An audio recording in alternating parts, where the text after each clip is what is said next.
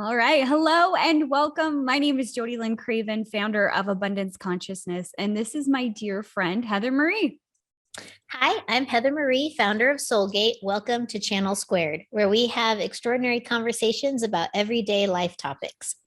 We sure do. And today is no different. We're going to be talking about trust, learning to trust yourself. We're going to go into, the difference between gut and intuition, muscle testing, different things that have helped us along our journey on how to trust our inner guidance system. So this should be fun, right, Heather?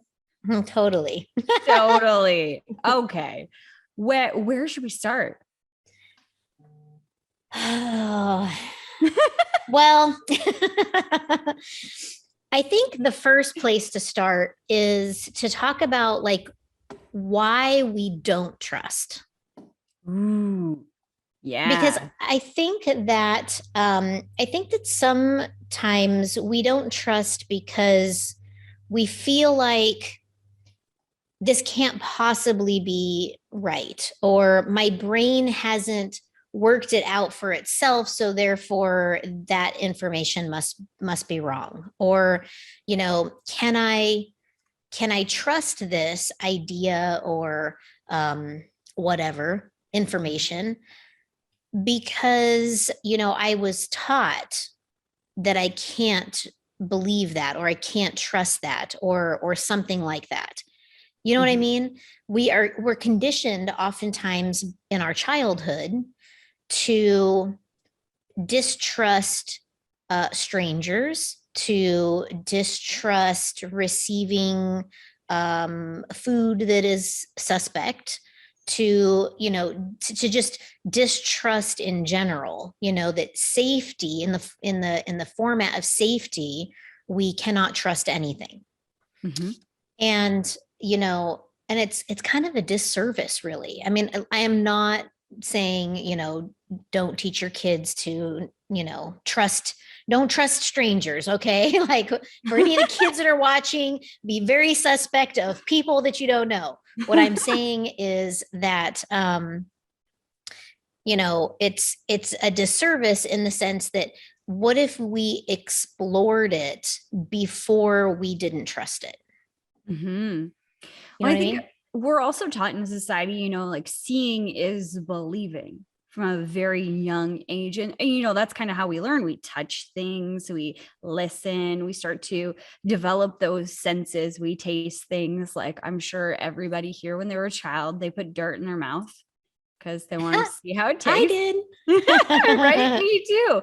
Absolutely. So we get this, education or we dive into in society when we're young into seeing and feeling and interacting with the things that we can see, not necessarily the things that are going on within ourselves that you can't see or you can't quantify. And I think for me, I didn't grow up in a household where we talked about, your gut or, your inner guidance system or any of those words. So I had to start learning as an adult how to really activate that, how to really listen to that. I think it's a new thing that I've had to learn. Definitely. And the thing is let's face it, we are all the proud owners of a human brain. And, the brain is a wonderful, magical place that brings us a lot of logical information and stored information. And that's all just wonderful. But it is not where the seat of our enlightenment, our intuition, our inner knowing, it doesn't live here. It doesn't. This is meant to keep you safe. The don't trust anything organ. That's right. And it's not even it's a biased safety mechanism, because you could have said to yourself at one point, and I deal with this a lot with my students, is like, we get into this like hustle mentality, and then we're like hustle, hustle, go, go. And now they're trying to break free of that and, enjoy life and calm their nervous system and do all of these things. And then going back to doing something that you're excited to do, we almost don't trust that we won't end up in the same scenario, that it feels unsafe. For me specifically, I was working so hard at one point where I was experiencing adrenal fatigue and my body was failing, and I could just stare at a wall for days on end because I was so exhausted. And for a long time, I didn't trust that I wouldn't throw myself right back into those old patterns. So it's what we've told the brain is safe and unsafe, not even what is truly safe and unsafe. And I mean, that brings me to, who says what is safe and unsafe? Who decides? Totally. Yeah. Totally. I mean, the thing is that, there's that old phrase of, the greatest growth sits right on the outside of your comfort zone. Yeah. And your comfort zone is where you're safe. So, if look, people skydive all the time. Would I ever do it? Hell no. There is no, why jump out of a perfectly good airplane? And, but people do it, right? And do they do it because it's a cool thing to do? Maybe. Do they do it because they're trying to prove to themselves that they can do something extreme like that and still survive? Maybe. Maybe they are having a moment of insanity and they're like, this sounds like a good idea today, But the point is if you ask those who have done it, if they enjoyed it, how they felt about it afterwards, they will tell you it was the most exhilarating, exciting moment in my life. And it's because they massively grew because they were outside their comfort zone. So, when we talk about like truth and finding truth, it's not here. Mm-hmm. It's here where you're like, oh my God, I'm going to jump out of the airplane. Yes. I love it. Well, let's talk about intuition versus gut, your gut feeling versus that intuition. What do you think the difference is? Well, okay. So, I mean, I think that people receive intuitive hits in different areas of their body based on maybe their human design, their astrological chart. I mean, their diet. I don't know. I think that I think that there are various places where people get that like nudge with something is not right here, something is right here. I should do this. I shouldn't do this. I've worked with many people that feel it like in their abdomen, below their sternum, above their belly button, right? Like in the middle of their abdomen. So that seems to be like the gut instinct, in my opinion. I personally receive my intuition in my heart space. So, and I think that that's come from training that way, and we'll talk a little bit about that, about why I go there for validation or verification of information. But, I think that generally speaking, it's somewhere in your torso is where you're going to feel it. If you are getting it here, this is not intuition. Intuition is never here, ever. I feel like there's more questions people ask, like, well, what about channeling? And we'll come back to that. For me, I think the way that I guess I separate the two, gut for me has been like a hard punch, like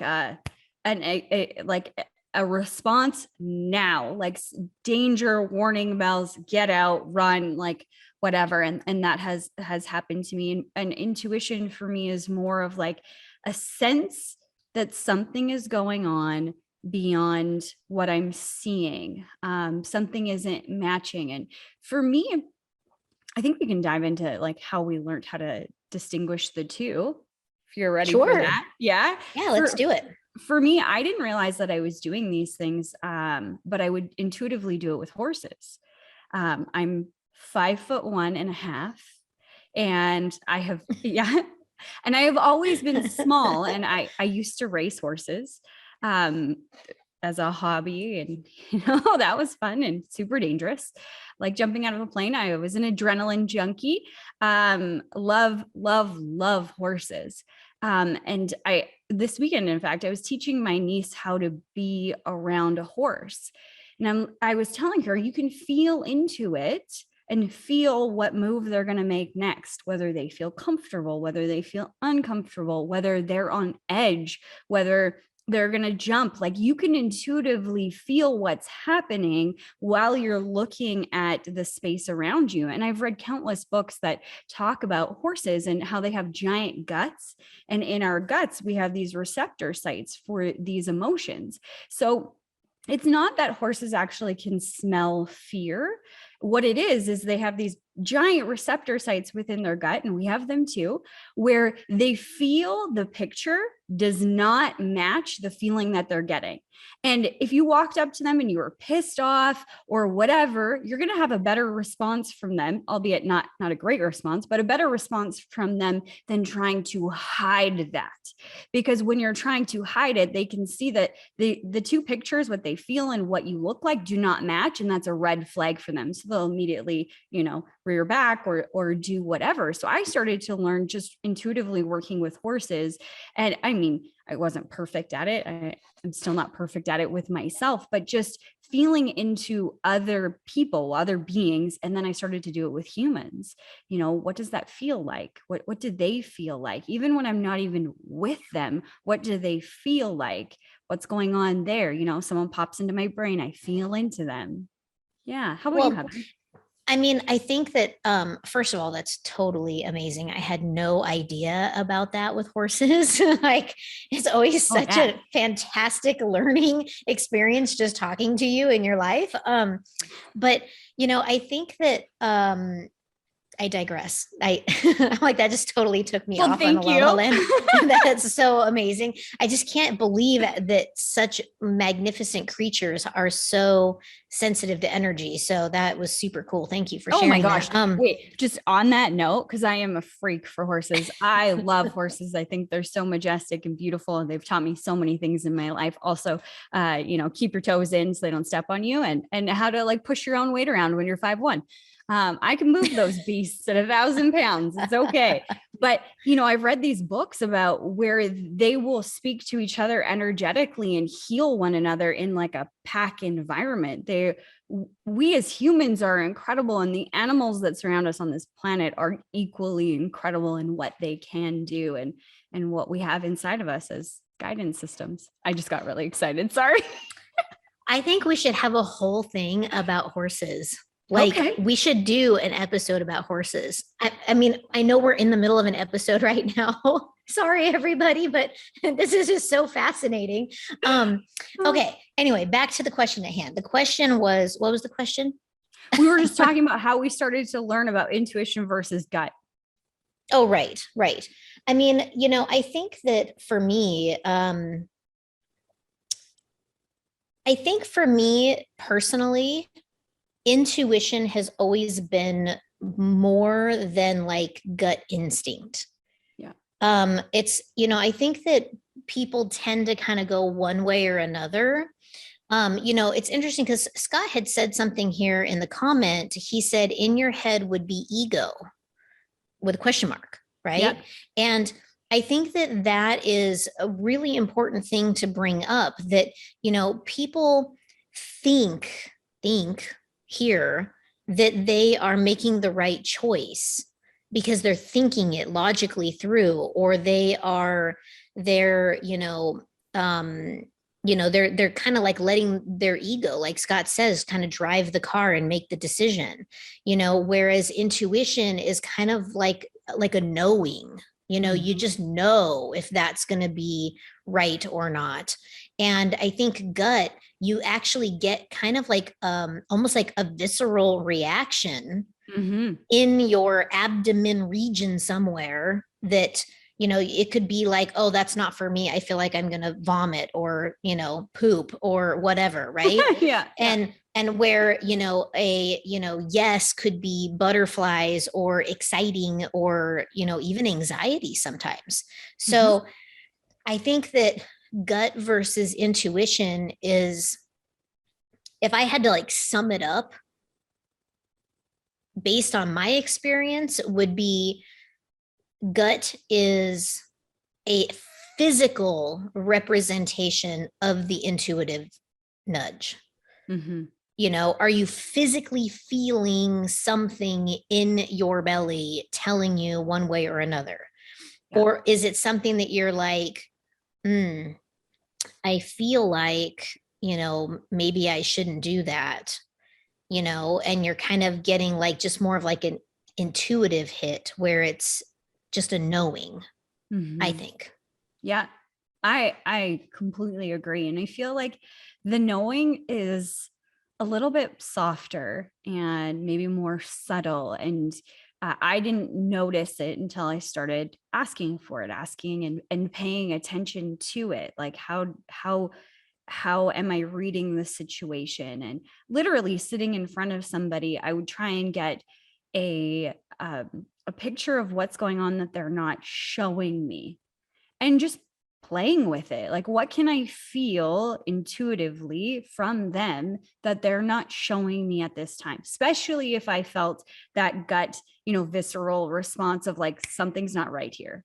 They're not being 100% honest or truthful, or maybe they're hiding something because they're ashamed. And, working with money, I get that a lot. People won't show me the entire picture because they're afraid or they're ashamed or whatever. So, I've had the ability to practice with people just feeling into that and, oh, that doesn't feel quite right. I wonder what's behind that. And for me, it was all driven by curiosity. What is that? Right. Right. And, and I think that, I think if more people would just be truthful, I don't think that we would have to even hone the skill. And the thing is that if the brain understands that there is this other much more intelligent way to, receive and decipher information, the brain would trust it, right? I mean, this is what we're talking about today is, trusting this intuition, this gut instinct, this, whatever we're going to call it, the knowing, right? Yeah. And the brain trusting it. And so there's a lot of different ways that you can start to train the brain to trust and understand that, hey, intuition's got us, we're good. Like, don't worry, brain. If I'm gonna eat a poisonous berry, you can scream at the top of your lungs. But, if I'm simply, trying to decide whether or not this person should be in my life, I'm going to follow my intuition, because sometimes logic doesn't really get to play the part. Yep.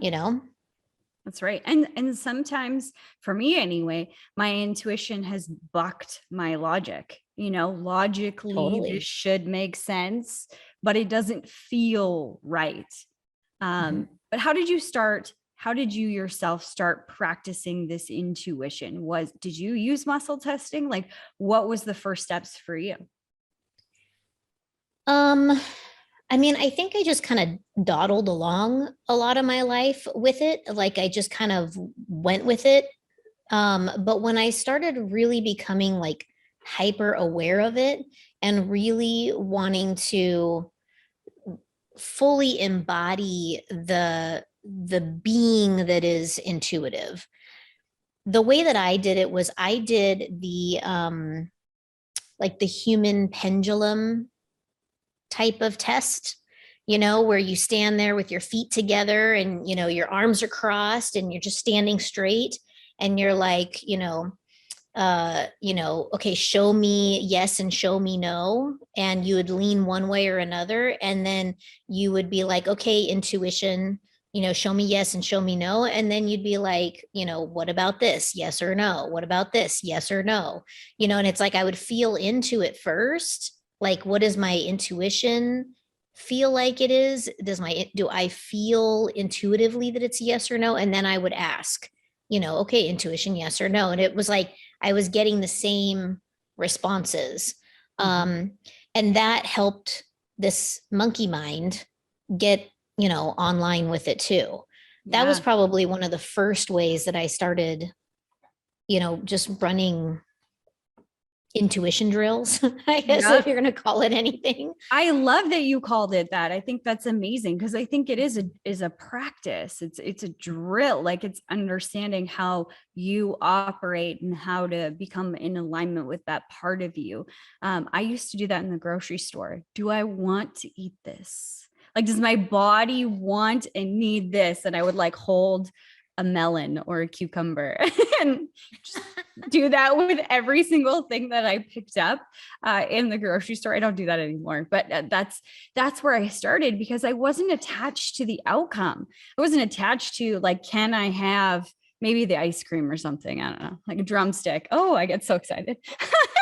I probably wouldn't get the correct answer. Of course, my body needs ice cream. Whose doesn't, right? But I mean, I wasn't Exactly. attached to like the cucumber or like the melon or the apple or whatever. I was just kind of trying to just get to know that part of me with these silly little objects, which is food. And then I would ask like, do I need this? And like I would receive a yes or a no. And then I would try the pendulum just like you did to start like double checking myself. Am I hearing things correctly? And it literally started in the grocery store with food for me. Yeah.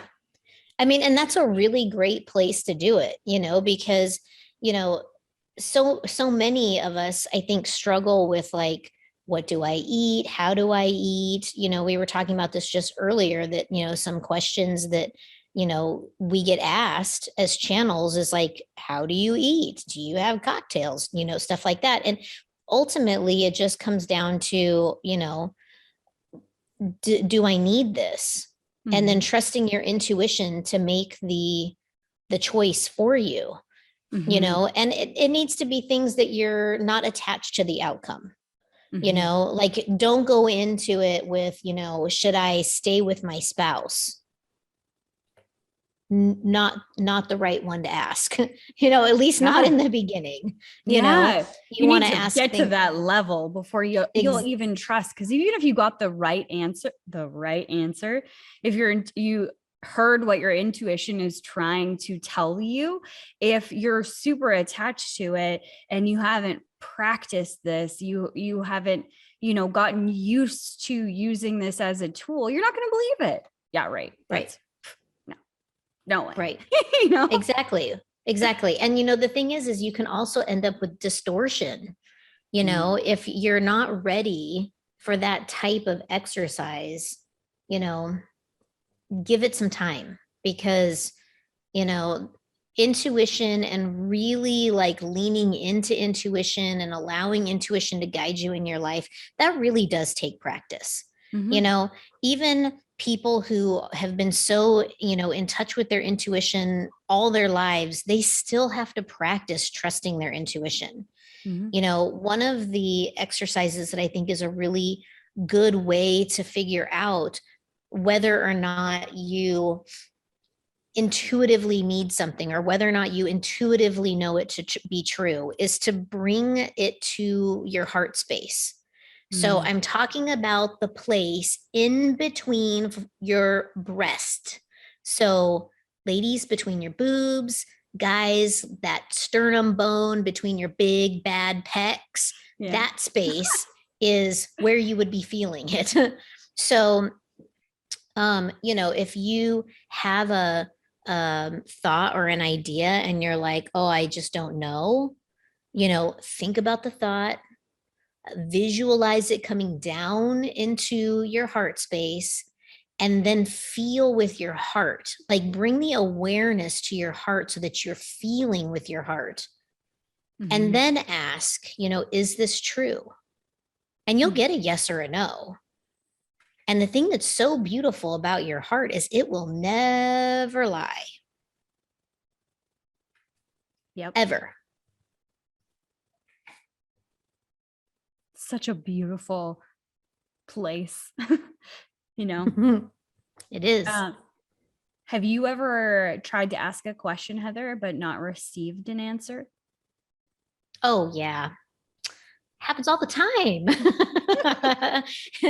It's sort of funny that, this is one of the biggest issues I have with being a channel. Here it is. It's that I can channel for anybody. But when it comes to channeling for myself, oh man, it sucks. I'm just not very good at it. It's because my monkey mind is going, that's not true. Dee, dee, dee, dee, dee, dee. I'm so smart, blah, blah, blah. But yeah, I mean, sometimes I question the information that I get. Sometimes I will sit there and run around in like a hamster on a wheel trying to figure something out. And if I would just shut up with my brain and I just intuitively tuned in, I would be, much better off. But, I'm human too. All of these things that What? You're I human? know. Blasphemy. I think it's so funny. The reason why that I say that, Heather, is that a lot of times people will look at individuals, whether it's us or someone else that's, on social media, or, someone that they look up to, and think they don't go through the same things as me. They're perfect. They eat perfect. They never drink, or they do all the things that they're supposed to, or they're never afraid. And that's not true. We're a human. So we have our own shit we go through. It may look the same or maybe a little bit different than you. But we're here on a third dimensional plane. So yeah, it's one of those things. And I mean, better than anybody that I get very caught up in my head about money. Mm-hmm. I mean, you have been working with me for like what, 2 years now on money mindset. Whoa, talk about like, I'm probably your worst student. You're like, come on, Heather, it's not that hard, But the thing is it's like, do I believe in miracles? Absolutely. Do I believe in magic? Yep, totally. Do I believe in fairies and gnomes? And yep, I'm totally down. Angels, guides, ascended masters. I believe in it all. But when it comes to money, Mm-hmm. it is my Achilles heel. Stop saying that. I know. Delete. Yeah, and delete. But I mean, it makes sense, because for you and the business that you come from, the beauty business, it's so tangible. The way that you get paid, the way that clients find you, like it's so linear, and it's less airy fairy than all of the other things that you do. And I don't mean that in a bad way. I'm just, the conditioning that you've had is over your lifetime is that it's a tangible, logical thing. So it's reworking the brain to see that money is energy. And that is just as difficult as humans being energy, or animals being energy, and being able to have this conversation without actual words. It's the same thing for me. I have a lot of trouble trance channeling. I just can't. It's not that I can't. It's just so uncomfortable. I just 100% transparency. I doubt that I'm actually gone, and that, that I will forget, or I want to be a part of the conversation. My ego takes over, and I'm like, is this really happening? Or am I just saying this? Or la, la, la, like it goes on and on and on. And it completely blocks me from my channel. And it takes a lot more work for me to trans channel. It's just uncomfortable. It's out of my comfort zone. And I'm sure if I practiced every single day on doing it, then I'd be able to comfortably, maybe like you do, maybe not as good as you do, but I could get there. It's uncomfortable for me. And, that's my struggle. It's just, I don't want to leave. Well, and I think that, this is where the training comes in, right? I'm, constantly working on my money mindset. It's something that, has been beaten into me, and yet my monkey brain still wants to go, I don't know about that, magic with money, I'm not sure, right? Because it's just I'm a proud owner of a human brain. For you, it's about, trusting that you are actually doing it, right? And I think that with practice, Kat, Yeah. I think with practice, you train this piece to trust these pieces to be able to make a choice and decisions that are in everyone's highest and best good. Yeah.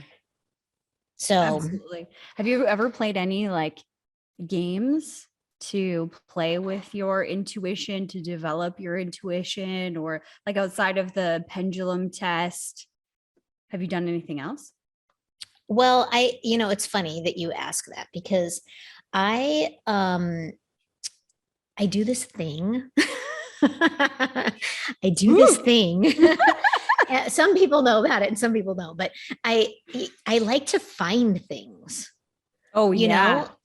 So like if something's lost, I do this thing where it's like I will let my intuition like guide me to it. Sometimes I'll ask, this is going to make me sound super woo, but like sometimes I'll ask like my fairies to help me find it, but sometimes I'll just be like, okay, lead me to the thing. Like I know the thing is in the house, right? And I'm like, just lead me to the thing. And then I'll just sit there and like walk around wherever I let my intuition take me.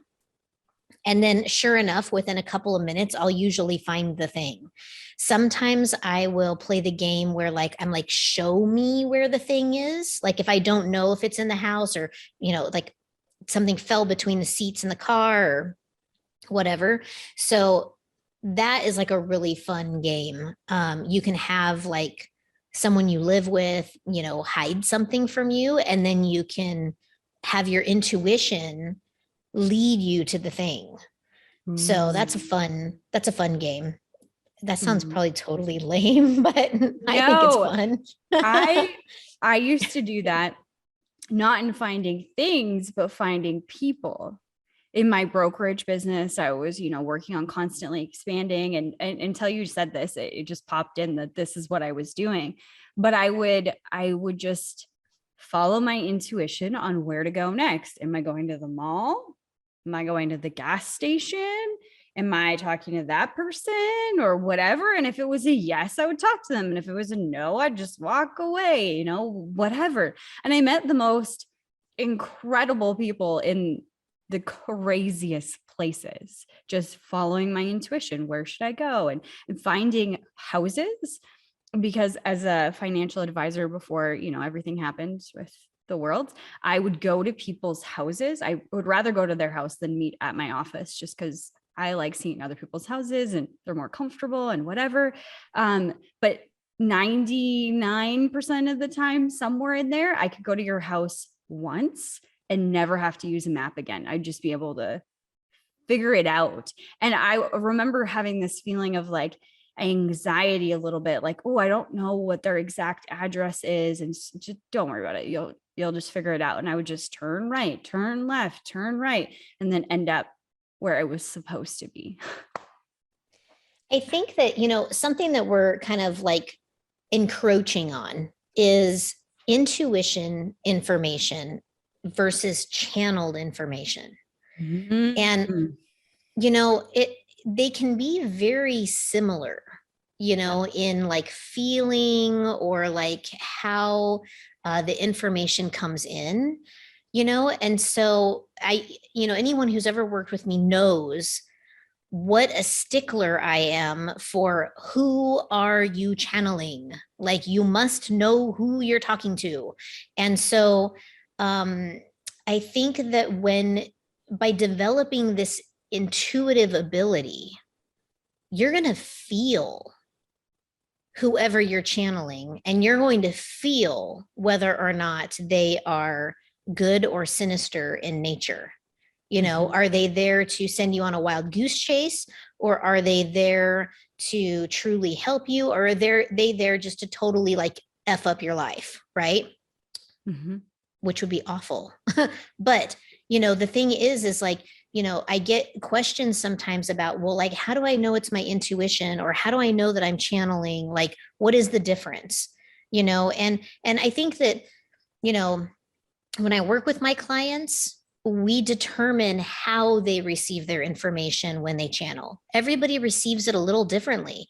Some people hear it, some people see it, some people see and feel, some people, you know, get like a little story that kind of gets painted, and it's like they are seeing it, but they're seeing it more like in their mind's eye as opposed to their eyeballs, you know? And so like the information will come in various outlets. Mm-hmm. But intuition is either in your heart or in your gut. Yep. That's it. Yep. Even Agreed. if you're channeling information and you're receiving information and you're like kind of feeling it in your gut or you're feeling it in your heart, there's usually a secondary indicator, like you're seeing it or you're hearing it, you know, or you're getting it somehow. Like, you know, I'm getting, you know, and it's kind of like coming from over here somewhere. And you're like, oh, I'm getting this information, but you're like, you know it to be true. That is, you know, that's more of like a channeling situation where you're receiving information from somebody else. But it's like, if you're like, you know, is this a totally rad cup? You know, and your intuition's like, oh yeah, that's a bitchin' cup, you know, like that's what I mean. Yeah. You know, as opposed to, oh, this really rad cup is going to arrive here on your desk. You know, that's a little different. Yes. Just an aside on that point too. When channeling, that is the most often question that I asked when I learned to channel is like, how do I know that what I'm receiving is actually from my guides and not from my crazy brain or something like that? And that's exactly what you do, Heather, is you teach people how to decipher between those things, how to strengthen your channel, how to you verify information that was received, that, you know, that gave me incredible amounts of confidence, because I would channel and I wouldn't, you know, tell Heather everything that I had channeled. I would just tell her bits and pieces, and she would pull more information and steer me this direction or validate everything without knowing the context behind what I had channeled. So if you're at that point in your life, you definitely have to look up Heather. I think she's got a couple of coaching spots left. So I just wanted to plug that in there, because that is something that truly helped me expand. So like, it was exponential expansion working with you. So I wanted to say that. When we're talking about, you're welcome.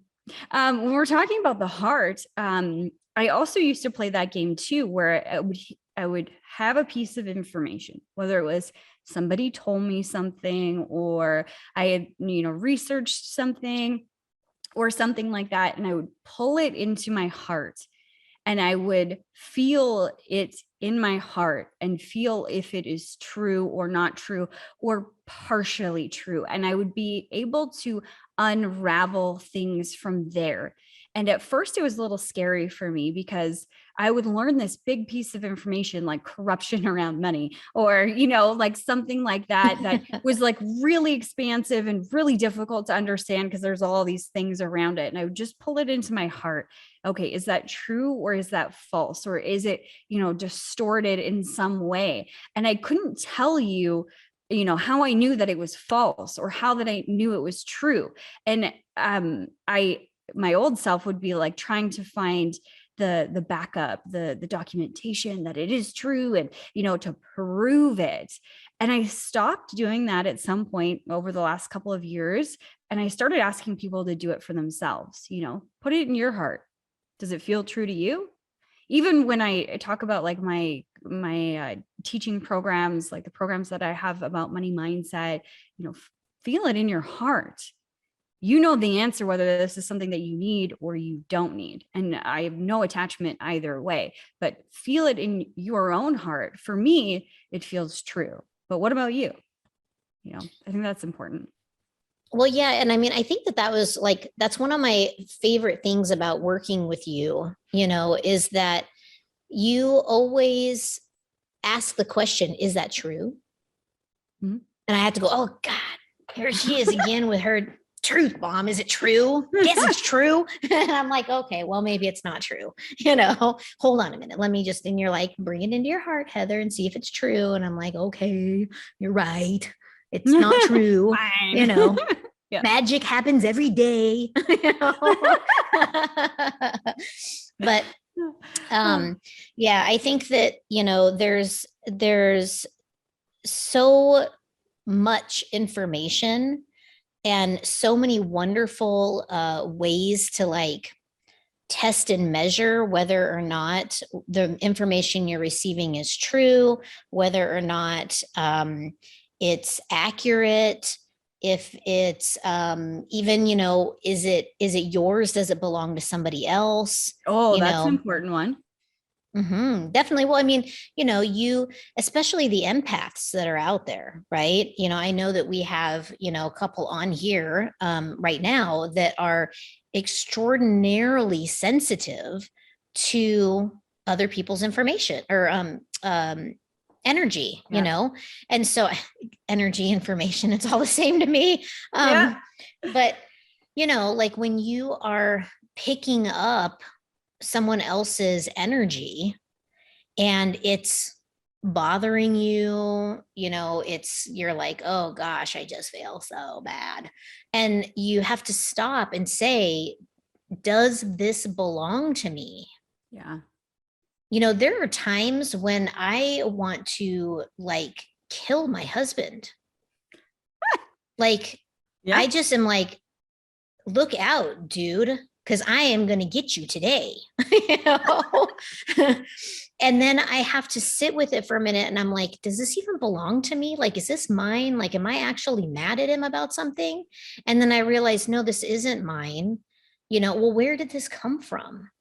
And then I intuitively get, oh, my next door neighbor, or, oh, there was just some funky wave of energy that came by, or, I picked up a critter while I was out at the grocery store and brought it home with me or whatever. Right. And so like, I realize, because I'm able to do that test of, is this mine?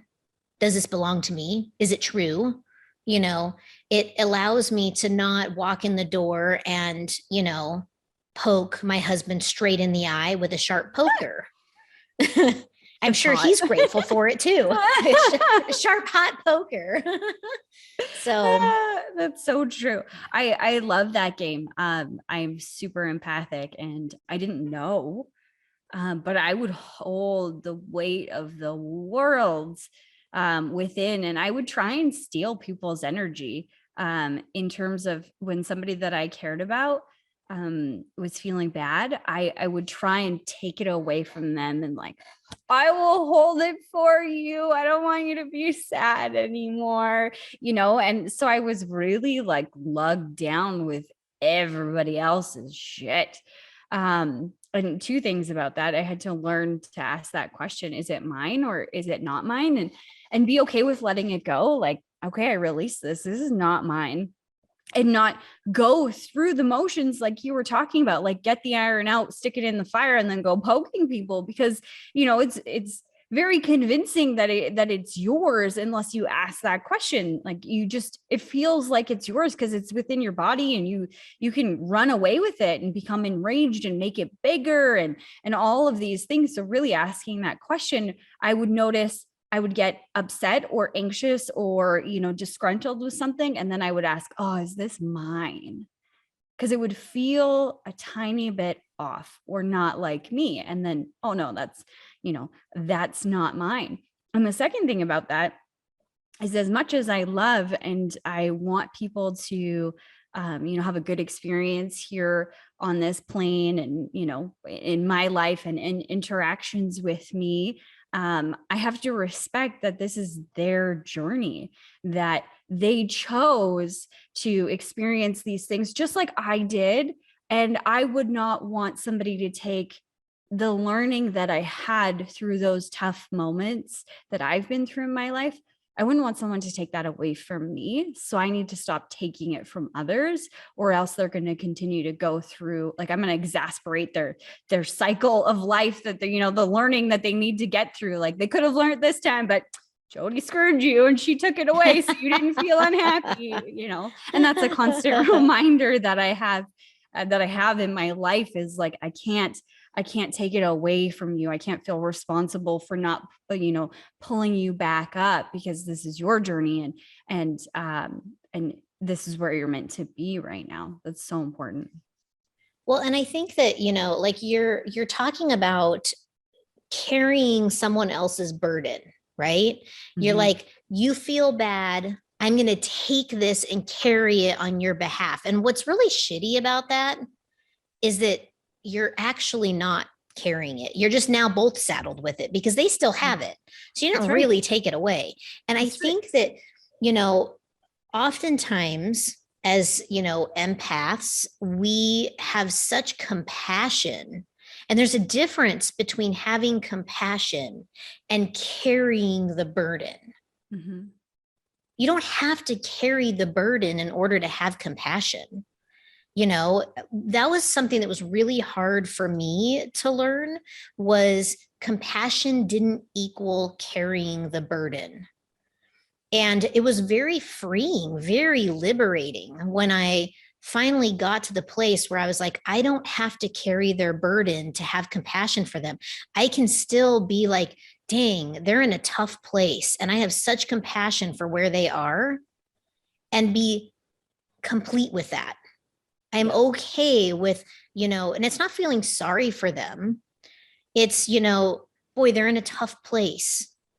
Is there something I can do to support them, to help them move through this tough place? And if Mhm. there's not, then there's not.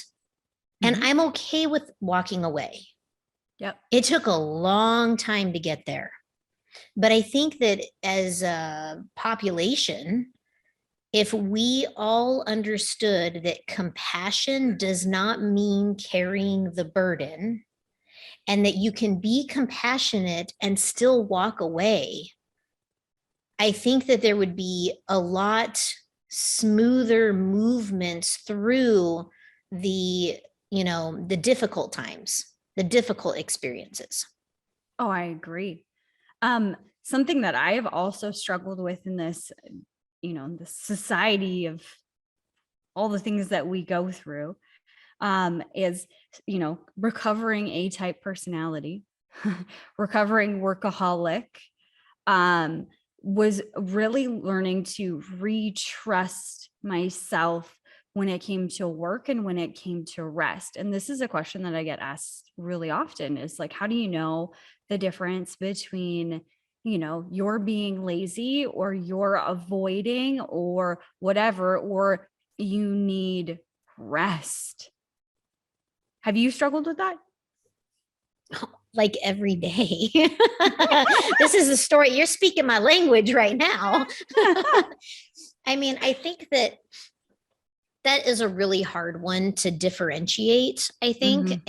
And, you know, I, it really is a hard one, because I feel like if you're tired, you need to rest.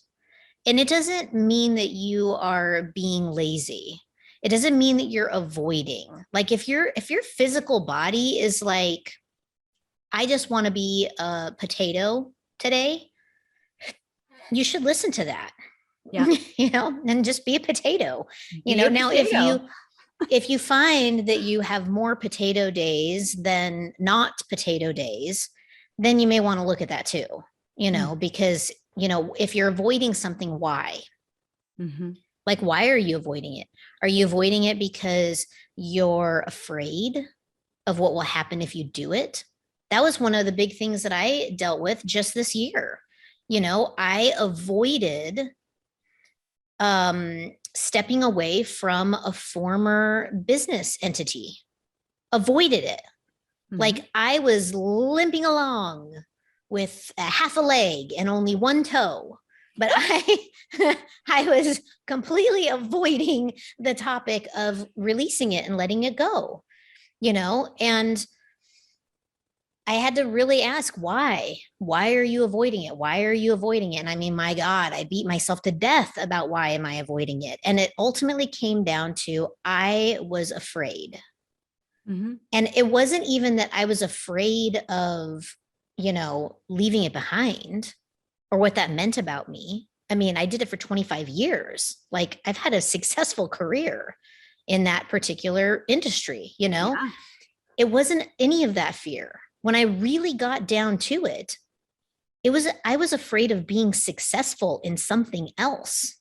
Yeah. Because what would that mean about me? What would it mean about me if I were successful in something else? Does it mean that I wasted? Right? I wasn't as good at that, or I wasted my time on that? Maybe. There's so much attached to the words that we used. And you just went through a beautiful example of this. It was this fear of, I wasted my time, and I would encourage to go deeper than that. And then what, I could have been so much further along. See, I'm putting words in your mouth, but we attach things to all of these other things, lazy. Well, if I'm lazy, then I'll never get to where I want to go. And I'll never get my hopes and my dreams and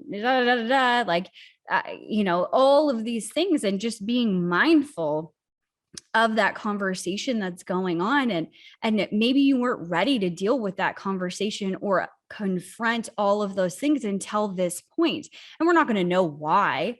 But maybe there was the big reason, yet your brain. Yeah. But we were talking about this earlier. Like, what if you would have confronted it earlier in the pandemic, when, you were feeling all of these other things because of everything that was going on in the pandemic? Maybe it would have freaking blown up your life. Like, I do believe God has perfect timing. The universe has perfect timing. And there's a reason why you're here and now. Right. And when it comes to like the rest conversation, or, this conversation of trusting myself again, I started to do things really slow so that I didn't, derail my entire nervous system. Because an entire day off at the beginning was like, oh my God, the whole world is going to blow up. I can't do that. It was just too nerve-wracking for me. So a couple of hours, then I could show my brain, you see, this hour with my, freaking cell phone turned off, no one died. It's okay. Right. It's okay. And I kept learning about myself and where I would fall down. And even now I ask myself all the time, is this what I need? Or is this something I'm using to like cope or hide? Because sometimes I do need to just watch a really good TV show and cuddle. And that's it. And sometimes that lasts for a couple of days. Okay. And sometimes I find that I'll be watching something and also playing a game on my phone, and not really playing the game and not really watching the TV. And I'll be like, what the frick am I doing? I am not present whatsoever in my life. This isn't rejuvenating me. What do I want? I started painting last winter because I was like, wow, TV sucks. I don't want to watch it right now. And I have one painting that's done. And then I started another one. And then that didn't feel good anymore. And now it kind of looks, it's over here, but it looks kind of nice. And I'm like, maybe I would like to paint again.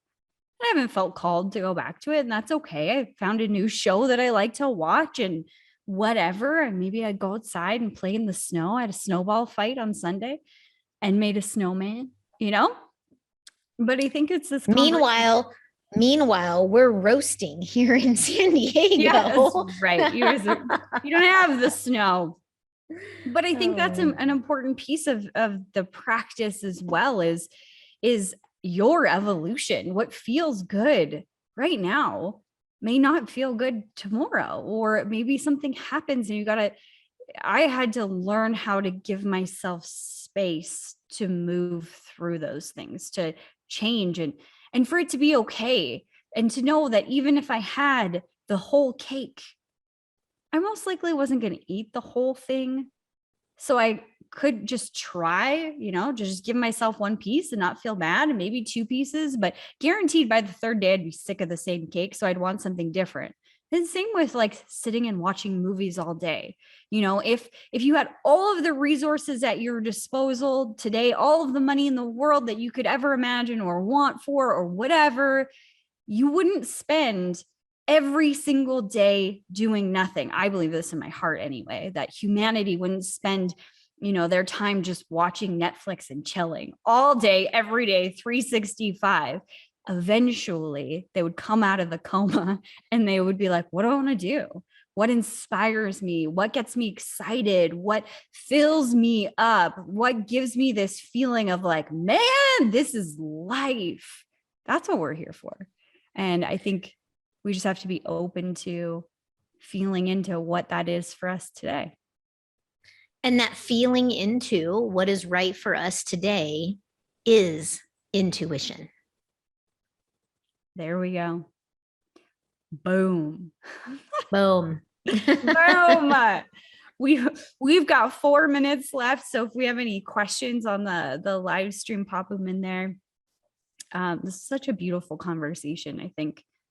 I think so too. I think this was super good. Yeah. Well, and learning to trust yourself when no one else can tell you it's right or it's wrong, it's you. That is something that's a completely different muscle, and one that's really, really important. My dad always says, you come into this world alone and you leave this world alone. So you might as well be your best friend. And I take that to heart. Yeah. Wise words. Yeah. He's a wise Wait man. for Dad. Yep. Maybe one day we'll have him as a guest. Amazing. Well, I don't see any questions popping up here. So hello to everybody who joined us today, Kat and Lauren and Scott, and who else is in here? Jackie. Yeah. Maybe some other people who aren't actually being known that they're in here because they're not commenting. That's okay. We see you too. I know you're there. I can feel you. I'm like, I can feel you. I can feel you. We're excited that you're here with us. Share if you like this video, you like the message today, click the like button, make sure you're subscribed, share it with all of your friends. We go live every Tuesday at the exact same time. So invite one of your friends to come for the conversation and just feel good on a Tuesday afternoon. Yeah. Amazing. And Heather and I, as always, our mission is to help the planet ascend through our gift sets. Heather, she's a brilliant channeler. And obviously I talked to, the ends of the earth about how amazing she is at helping people develop that channel. So if you're, wondering about your mission or how to move forward in life, or how to, how to get better at doing that channeling, how to get better at channeling. That's what I'm trying to say. Reach out to Heather. We'll have all of our links below. And I teach people how to consistently attract money. And I have a free training that you can pop into. You can learn all about the Fluid Money Blueprint. We're just so excited. Do you have a link? Do you have a link underneath that has the link to your free training? I do. Yes. It's so good too, by the way. I've seen it multiple times. Thank you. And I'm not biased at all. I don't care if you are. I love it. You love it. It's amazing. Thank you guys so much. Vicky's here too, Scott said. Yep. Amazing. Cool. Well, thank you guys. And we will see you next week. Yay.